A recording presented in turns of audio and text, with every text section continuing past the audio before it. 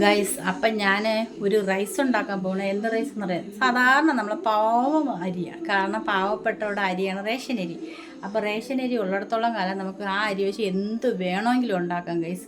അപ്പം ഞാൻ ഇന്ന് അത് ഉണ്ടാക്കാൻ വേണ്ടി പോവാണ്. അപ്പോൾ അത് എങ്ങനെ ഉണ്ടാക്കുമെന്ന് പറയാം. അടിപൊളി ടേസ്റ്റായിട്ടുള്ളൊരു റൈസാണ് ഉണ്ടാക്കാൻ പോകുന്നത്. അത് കഴിച്ച് നോക്കണം, ഉണ്ടാക്കി കഴിച്ച് നോക്കണം, എന്നാലേ അതിൻ്റെ ടേസ്റ്റ് നിങ്ങൾക്ക് അറിയാൻ പറ്റത്തുള്ളൂ. അപ്പം ഞാൻ അത് ഉണ്ടാക്കാൻ വേണ്ടിയിട്ട് അരി പിന്നെ വേവിച്ച് വെച്ചിട്ടുണ്ട്, ചോറ് വേവിച്ച് വെച്ചിട്ടുണ്ട്. അപ്പം നമുക്കതൊരു കപ്പ്, ചെറിയൊരു കപ്പിലുള്ള അരിയാണ് എടുത്തിട്ടുള്ളത്.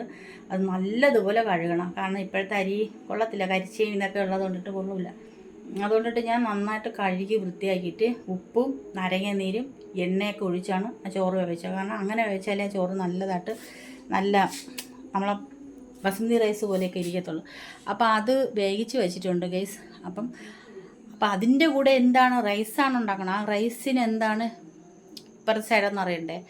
അപ്പോൾ ഒരു വെറൈറ്റി, ഞാൻ പറഞ്ഞില്ലേ, ഒരു വെറൈറ്റി സാധനമാണ്. വെറൈറ്റി എന്ന് വെച്ചാൽ നല്ല സൂപ്പർ വെറൈറ്റി സാധനമാണ്. ലിവർ റൈസാണ് ഞാൻ ഉണ്ടാക്കുന്നത്, ലിവർ റൈസ്. അപ്പോൾ ഇപ്പോഴത്തെ കോഴി വാങ്ങിക്കാൻ പാടില്ലെന്ന് എൻ്റെ വീട്ടിൽ നിന്നുള്ളൊക്കെ പറഞ്ഞ് ഞാൻ വക വച്ചില്ല. കോഴിക്ക് വില കുറഞ്ഞു, 105 രൂപയുള്ളൂ ഒരു കിലോയ്ക്ക്. ആ പോട്ട് അത് വേറെ കാര്യം. എന്ന് വെച്ചാൽ ലിവർ വാങ്ങിച്ചിട്ടുണ്ട്. ലിവർ വാങ്ങിച്ചിട്ട് അതിലൊരു സാധനമുണ്ട്, ഈ കിണുങ്ങാമണി പോലത്തെ ഒരു സാധനം, എനിക്കറിയത്തില്ല.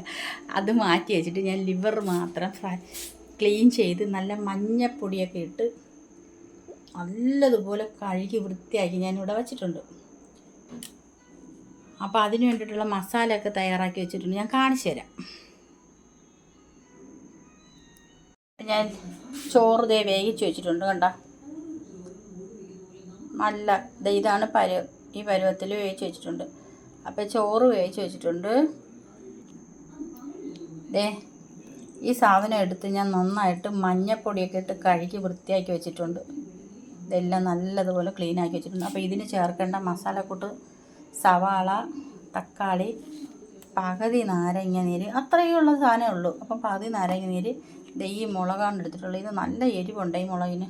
ഒരു എമ്പയിലയുടെ ഇച്ചിരി പകുതി എടുത്ത്, പിന്നെ മല്ലിയില, കറിവേപ്പില. അപ്പോൾ ഇതിനുള്ള മസാല ഞാൻ ബിരിയാണി മസാല. അപ്പം ഞാനിതൊന്നും ഉണ്ടാക്കട്ടെ. ചട്ടിയൊക്കെ ഒന്നും റെഡി ആക്കിയിട്ടില്ല, ഇത് മാത്രം എടുത്ത് വെച്ചിട്ട് നിങ്ങളെ കാണിക്കണം. അപ്പം ഇനി ചട്ടി എടുക്കട്ടെ, ചെറുതല്ലേ, അപ്പോൾ ഒരു ചെറിയ ചട്ടി മതി. അപ്പം എണ്ണ ചൂടായപ്പോഴത്തേക്ക് ഞാൻ ഈ പേസ്റ്റ് അങ്ങോട്ട് ഇടട്ടെ. വെളുത്തുള്ളി ഇഞ്ചി പേസ്റ്റ്.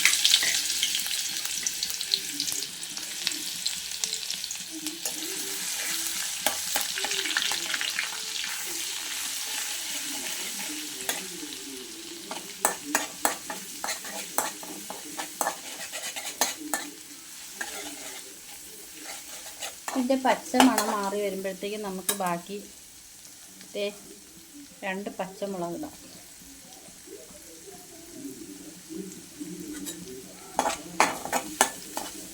ഈ 2 പച്ചമുളക് എന്ന് പറയുന്നത് നല്ല എരിവുണ്ട്. പിന്നെ ഇതിൻ്റെ കൂടെ കുരുമുളക് പൊടിയും കൂടെ ചേർക്കണുണ്ട്. പിന്നെ അതൊന്ന് കൂടെ സവാള ഒന്ന് ഇങ്ങനെ ആക്കിയിട്ട് കൊടുക്കും.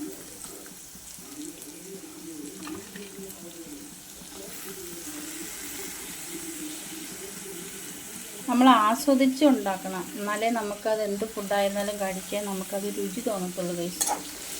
നമ്മളത് വെറുതെ കൊള്ളത്തില്ല. ഇതാണോ എന്നാന്ന് പറഞ്ഞ് ആഹാരം ഉണ്ടാക്കാൻ പറ്റില്ല ഗൈസ്. നമ്മൾ ഏത് ഫുഡും ആസ്വദിച്ച് ഉണ്ടാക്കണം.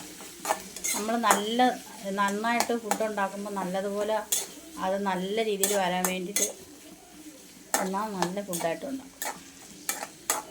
അപ്പം ഞാൻ ഒന്ന് വഴറ്റിയെടുക്കട്ടെ. കുറച്ച് കറിവേപ്പില ഇടാം. നമുക്ക് ആവശ്യത്തിന് ഉപ്പിടാം.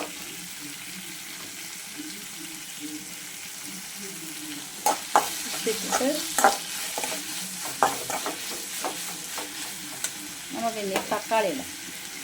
അപ്പം ഞാൻ 2 തക്കാളി എടുത്തിട്ടുണ്ടായിരുന്നു. അപ്പം തന്നെ അതിൻ്റെ പകുതി മാറ്റി വെച്ച് സലാഡ് ഉണ്ടാക്കാൻ വേണ്ടിയിട്ട് മൊത്തം എടുത്തില്ല, കാരണം ഇച്ചിരിയല്ലേ ഉള്ളൂ.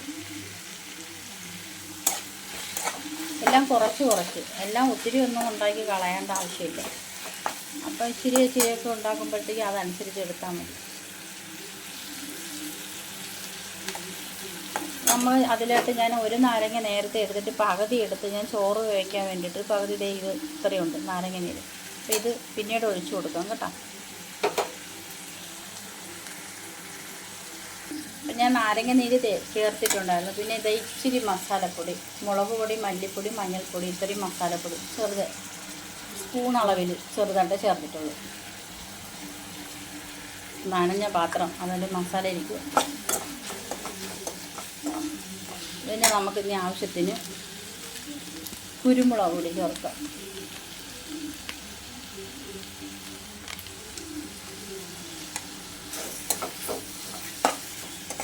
എനിക്ക് ഒറ്റ കൈ കൊണ്ട് പിടിക്കാൻ പറ്റത്തില്ല, ഭയങ്കര ബുദ്ധിമുട്ടാണ്. കാരണം എന്നെ ഒറ്റ കൈ കൊണ്ട് പിടിക്കുമ്പോഴത്തേക്ക് നന്നായിട്ട് ഇളക്കി കൊടുക്കാൻ പറ്റുന്നില്ല.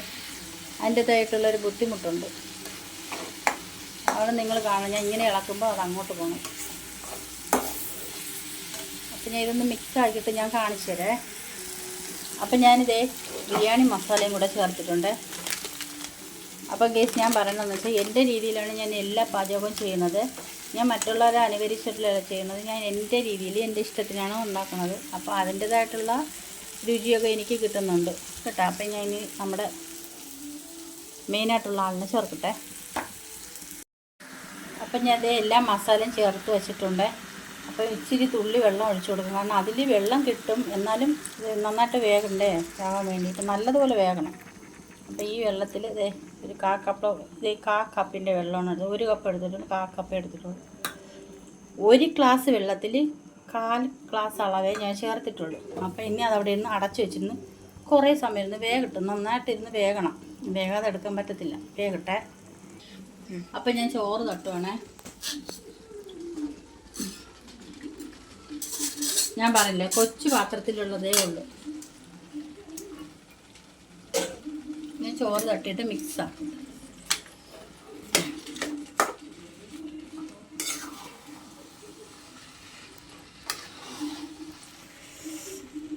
ഇത് വച്ചപ്പോഴത്തേക്ക് നല്ല കുരുമുളകൊക്കെ ചേർത്തോണ്ട് ഇത് കണ്ട പെട്ടെന്ന് ക്യാമറയിലെല്ലാം അഴുക്ക് കണക്ക്. ഇത് തന്നെ കളറ് ബീഫ് പോലെ ഇരിക്കണം, ബീഫിൻ്റെ കളറല്ല. കുരുമുളക് ഞാൻ ശരിക്കും ചേർത്തിട്ടുണ്ട്. കുരുമുളക് ചേർക്കുമ്പോൾ എരിവ് കുറവല്ലേ, 2 പച്ചമുളകല്ലേ ഇട്ട, ഇഞ്ചി കുറച്ച് ഇട്ടിട്ടുള്ളൂ. അപ്പം അതെല്ലാം കറക്റ്റായിട്ട്. അപ്പം കുരുമുളക് ആകുമ്പോഴത്തേക്ക് വയറ്റിന് അസുഖമൊന്നും വരത്തില്ല.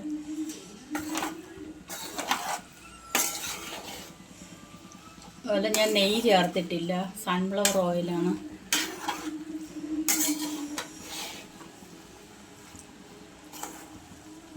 ലിവർ റൈസ് റെഡിയായി.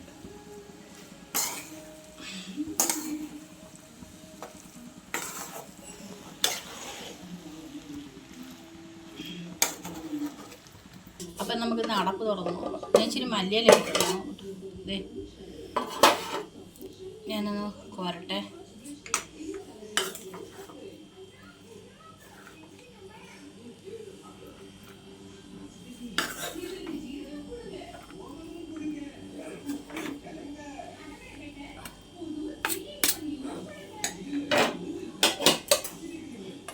പപ്പടമൊന്നുമില്ല, ഈ സലാഡ് മാത്രമേ ഉള്ളൂ.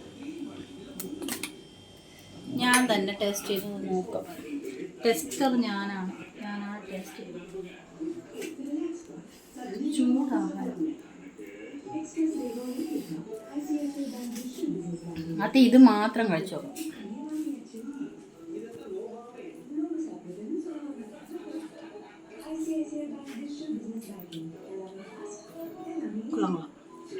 ഇനി ഇത് സലാഡ് കൂടെ വെച്ച് കഴിക്കും.